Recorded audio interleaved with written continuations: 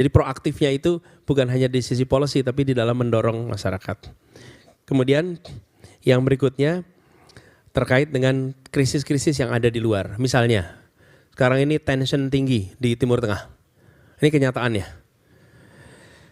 Kita tidak usah berpretensi bisa ikut menyelesaikan konflik Israel-Palestina. Itu jauh sekali dari sisi kemampuan kapasitas kita. Bill Clinton mencoba tahun 2000, dicoba dikumpulin. Sepakat tuh Ehud Barak di situ, Yasser Arafat di situ, two state solution disepakati.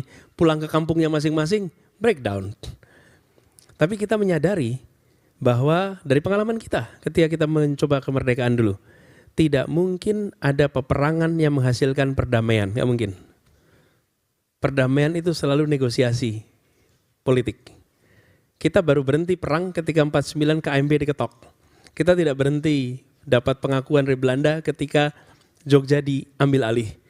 Ketika Jawa Tengah dikuasai bukan, tapi ketika proses negosiasi jadi. Apa kata kuncinya sebelum negosiasi? Bersatu. Jadi Indonesia proaktif mempersatukan Palestina.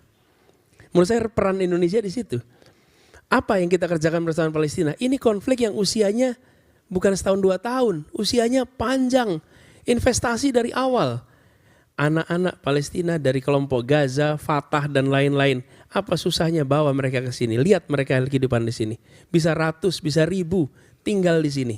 Melihat bagaimana kita bisa bersatu, tenang, teduh. Bawa pengalaman itu mereka pulang. Terus panjang. Tapi kita proaktif. Jadi bukan saja proaktif mencoba mempersatukan faksi.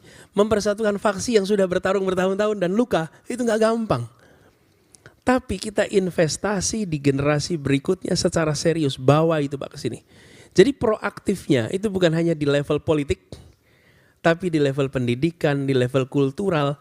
Di sisi mana yang kita bisa reach out. Jelas ke sisi Palestina kita bisa reach out. Tujuannya membantu mempercepat terjadinya persatuan di situ. Tanpa mereka bersatu tidak mungkin.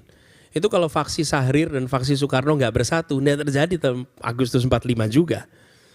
Nggak terjadi. Faksi-faksi di kita tuh juga banyak juga. Tapi kalau tidak bersatu nggak jadi.